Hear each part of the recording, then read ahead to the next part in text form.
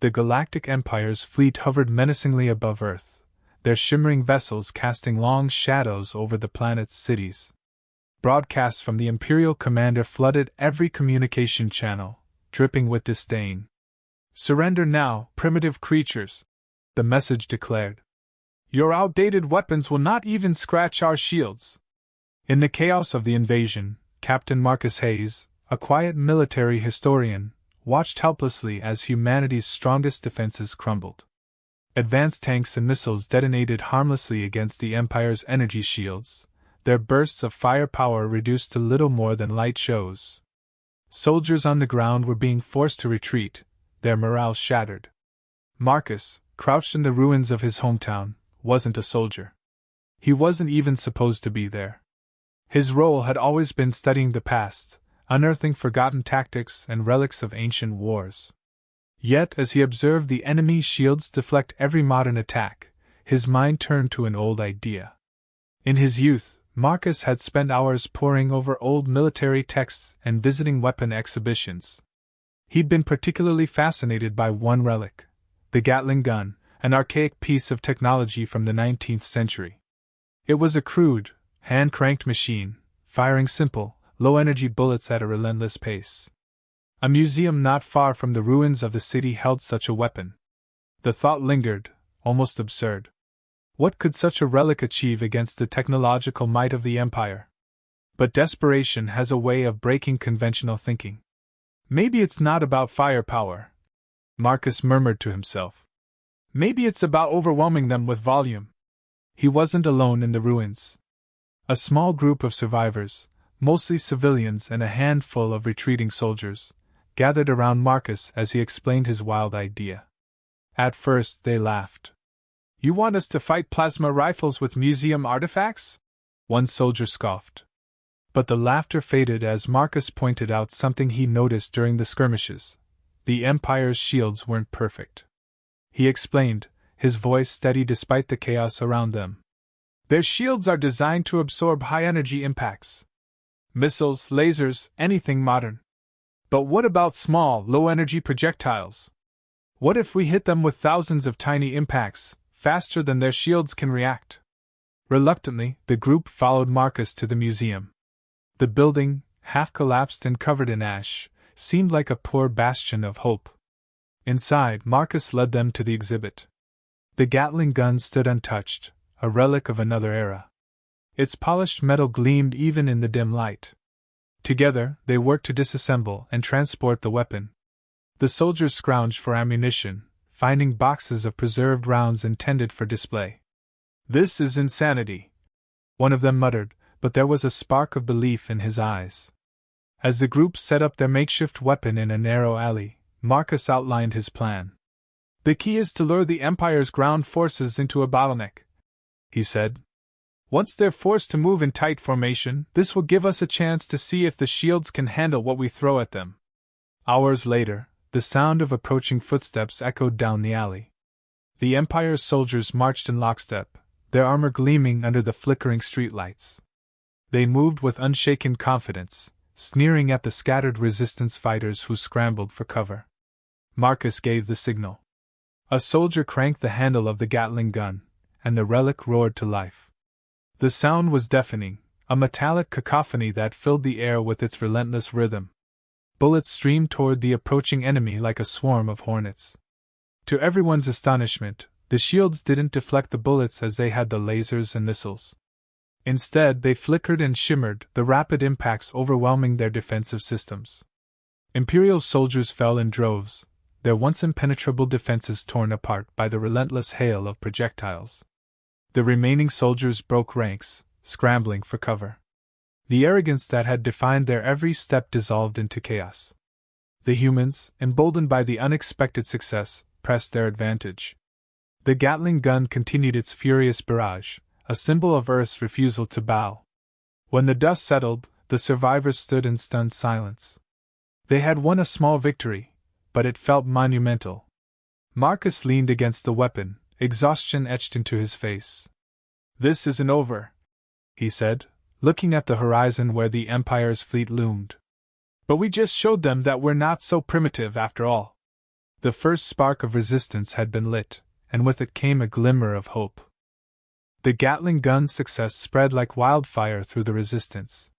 Stories of the ancient weapon tearing through the Empire's invincible troops reached pockets of humanity still fighting back. Skepticism turned into cautious optimism, and those who had nearly given up began looking to Marcus for leadership. The Empire, however, was quick to respond. Enraged by the loss of their troops and humiliated by what they referred to as primitive Earth technology, the Imperial commander dispatched reinforcements to crush any notion of resistance. Entire units of heavily armed soldiers descended upon urban centers, accompanied by towering combat drones with reinforced energy shields. Their strategy was simple: overwhelm the humans with sheer firepower and extinguish any hope of rebellion. Marcus, aware that the Empire would escalate their efforts, worked tirelessly with the survivors to prepare. The Gatling gun had proven effective, but it was only one weapon. It wouldn't be enough to sustain a prolonged fight against the reinforcements. If they're sending stronger shields, we need to hit them harder and faster, Marcus said, rallying the group. With limited resources, they began salvaging parts from destroyed Imperial equipment.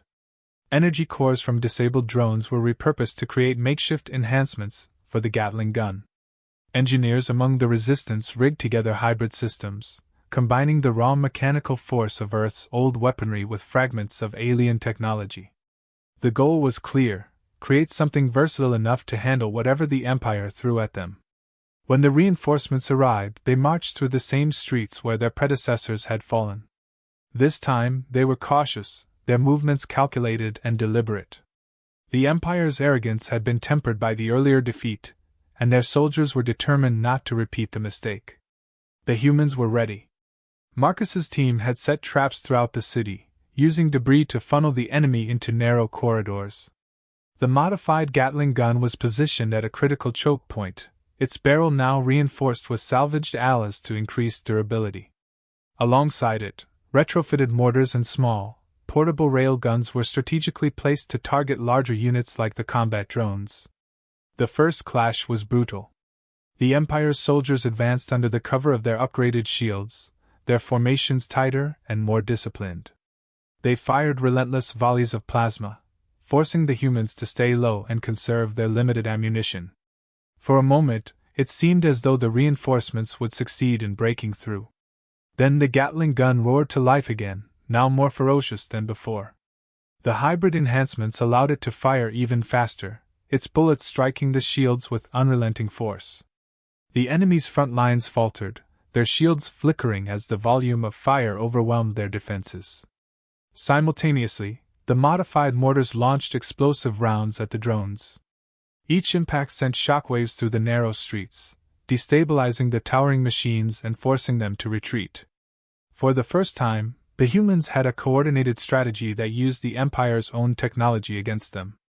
The battle raged on for hours, each side refusing to yield. The humans, though outnumbered, fought with a determination that surprised even themselves. Marcus moved between positions, directing fire and rallying his fighters whenever they began to falter. His knowledge of historical warfare proved invaluable, allowing him to anticipate the Empire's tactics and counter them with unorthodox strategies. By the time the smoke cleared, the streets were littered with the remnants of destroyed drones and Imperial armor. The humans had managed to hold their ground, inflicting heavy losses on the reinforcements. It was a costly victory, many fighters had fallen, and their supplies were running dangerously low, but it was a victory nonetheless. The Empire was stunned. Reports of their second defeat reached the Galactic commander, whose frustration boiled over into rage. "How is this possible?" he demanded, slamming his fist against the control panel of his ship. "They're nothing but primitives with relics." But even as the commander seethed, he began to sense the gravity of the situation. The humans were not fighting like a typical resistance force. They were adapting, innovating, and turning the Empire's own strengths into weaknesses. This was no longer a simple planetary conquest, it was turning into a war of attrition. As night fell, Marcus gathered the survivors for a quiet moment of reflection. Despite their exhaustion, there was a sense of unity among them that hadn't existed before. They had faced the Empire's might and survived, proving that humanity wasn't as weak as their invaders believed. "We've bought ourselves time," Marcus said, his voice steady but filled with resolve. "But this isn't the end. They'll come back stronger, and we need to be ready. If we're going to win, we have to keep thinking ahead. We have to keep fighting smarter." The Resistance knew the road ahead would only get harder. But for the first time, they believed they had a chance. The Gatling gun had been a spark, igniting a fire that now burned brighter than ever. As they prepared for the next battle, the humans resolved to show the Empire just how dangerous Earth's so-called primitives could be. The Galactic Empire's response was swift and merciless. They deployed a larger force, bringing in specialized units equipped with advanced mechs and heavy artillery. These machines, towering constructs of reinforced armor and high-energy weaponry, were designed to obliterate anything in their path. Alongside them came squadrons of drones, programmed with adaptive AI to counter resistance strategies. The Empire's message was clear: this time, there would be no survivors. Despite the overwhelming threat, Marcus and the Resistance refused to back down. The previous victories had proven one thing: the Empire underestimated Earth's ingenuity. But to survive this next wave, they would need more than the Gatling gun and modified mortars. Marcus gathered the remaining engineers, scientists, and tacticians to brainstorm solutions. The group worked tirelessly, dissecting captured Imperial equipment and analyzing the weaknesses of the enemy's new machines. The mechs, though heavily armored, relied on centralized energy cores to power their shields and weapons. The drones, while adaptive, had predictable flight patterns that could be exploited. Every flaw, no matter how small, was catalogued and considered. Using these insights, the Resistance developed new hybrid weaponry. They constructed EMP launchers using salvaged alien technology to disrupt the drones' electronics. Old artillery cannons were retrofitted with railgun systems, allowing them to fire armor-piercing rounds capable of breaching the mech's cores. Even the Gatling gun received further upgrades, its firing mechanisms enhanced for greater accuracy and range. When the Empire's forces arrived, they did so with an air of inevitability, confident that their superior firepower would crush the Resistance. The mechs marched in perfect formation, their massive frames shaking the ground with each step. Above them, drones swarmed like a metallic cloud, scanning for any sign of human activity. But the humans had prepared. As the mechs advanced through the ruins, they triggered hidden mines laced with EMP charges. The blast sent electromagnetic pulses rippling through the air, causing drones to crash and mechs to momentarily falter.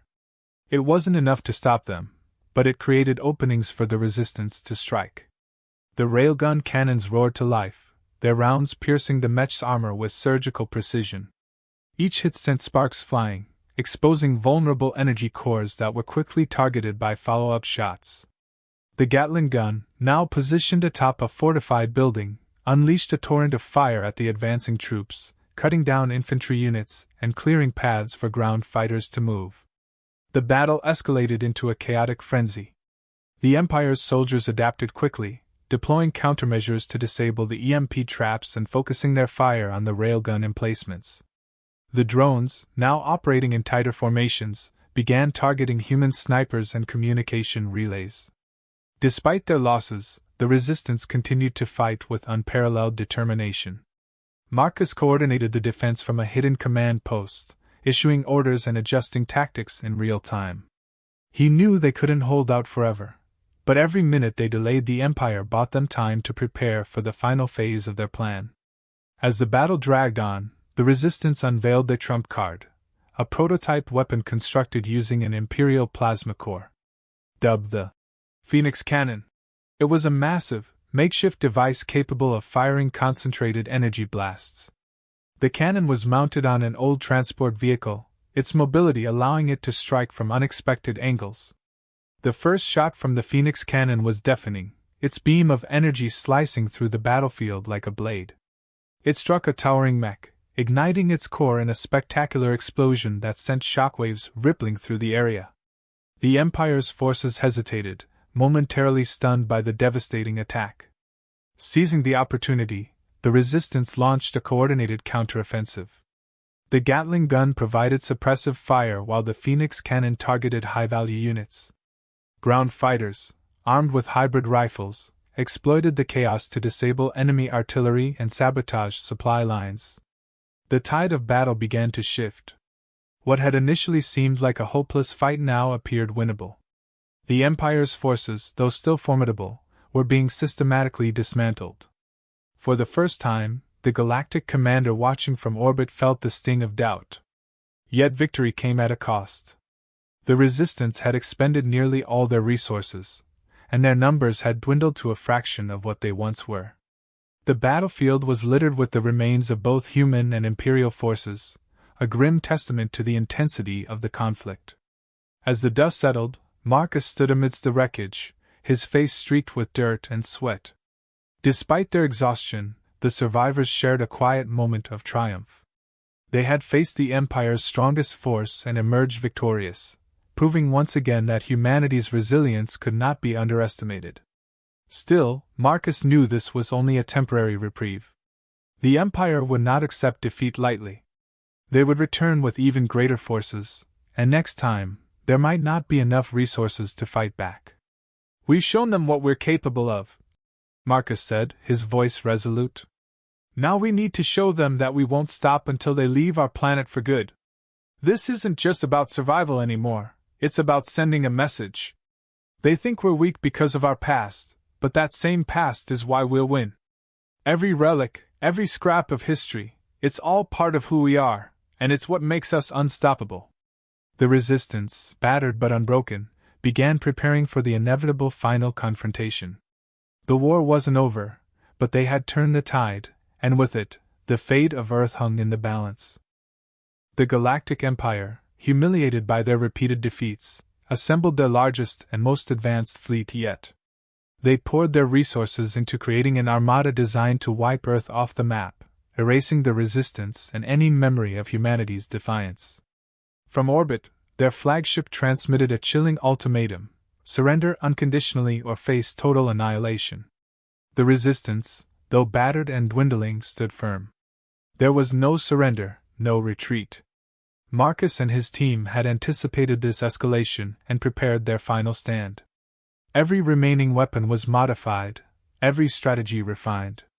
The ruins of a once bustling city became their battlefield, a maze of traps, choke points, and ambush sites designed to turn the Empire's superior numbers against them. As the Imperial forces descended, they unleashed a relentless barrage of orbital strikes, reducing entire districts to rubble.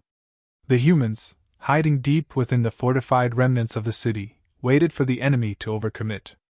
The plan hinged on patience, precision, and timing. The first wave of Empire troops advanced confidently, their mechs and infantry units sweeping through the streets. They encountered little resistance at first, which only fueled their arrogance. But as they moved deeper, the traps began to spring. Carefully planted mines exploded beneath their feet, taking out formations of soldiers and destabilizing the larger mechs. From hidden positions, the Resistance struck. Railguns and Gatling guns opened fire, targeting weak points in the enemy's armor. The Phoenix cannon, now mounted on a mobile platform, moved between the ruins, delivering devastating blasts that dismantled entire units in seconds. The Empire's soldiers, accustomed to overwhelming their foes, found themselves fighting an enemy that seemed to strike from everywhere and nowhere at once. Despite these early successes, the Resistance faced an uphill battle. The Empire's sheer numbers and advanced technology began to take their toll. Mechs adapted to the traps, drones pinpointed hidden human positions, and the Imperial infantry pushed forward with grim determination. For every enemy they defeated, more seemed to take their place. Marcus knew they couldn't win a war of attrition. The key to victory lay in disabling the Empire's command structure. Their forces, while powerful, were heavily reliant on centralized orders from their flagship. Without those orders, chaos would spread through their ranks. The Resistance's final gambit was audacious, a strike on the flagship itself. Using a salvaged Imperial transport ship, a small team of Resistance fighters, led by Marcus, launched an infiltration mission. The ship, cloaked and carrying minimal power signatures, slipped past the Empire's defenses during the chaos of the ground battle. Inside the flagship, the resistance team moved with precision, navigating the labyrinthine corridors and avoiding detection. Their goal was the ship's central command core, a massive chamber housing the systems that coordinated the Empire's forces. Destroying it would sever the connection between the flagship and its army, leaving the ground forces leaderless. The mission wasn't without peril. Imperial guards patrolled the flagship, and every step forward brought the team closer to discovery. When they finally reached the command core, they encountered heavy resistance. A firefight erupted, with Marcus and his team using every ounce of their ingenuity to hold their ground. Amidst the chaos, Marcus personally rigged an improvised explosive device to the core's primary energy conduits. As the timer counted down, he gave the order to retreat. The team fought their way back to the transport ship, narrowly escaping as the explosive detonated.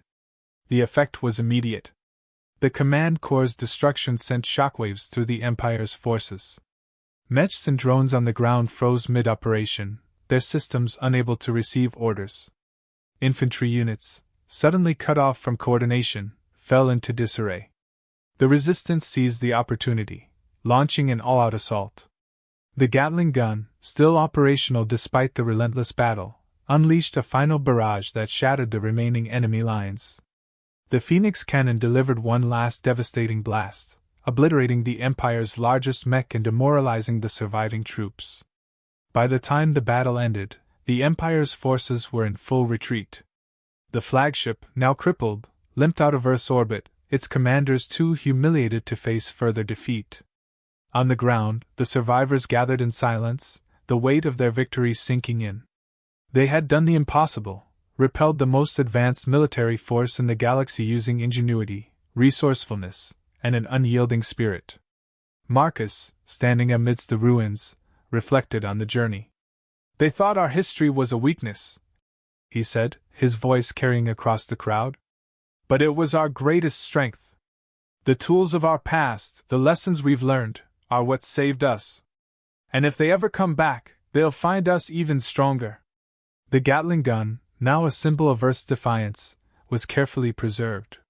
What began as an ancient relic became a legend, a reminder that no matter how advanced the enemy, humanity's ingenuity and determination could never be underestimated. The war was over, but the message was clear: Earth would never be a victim again.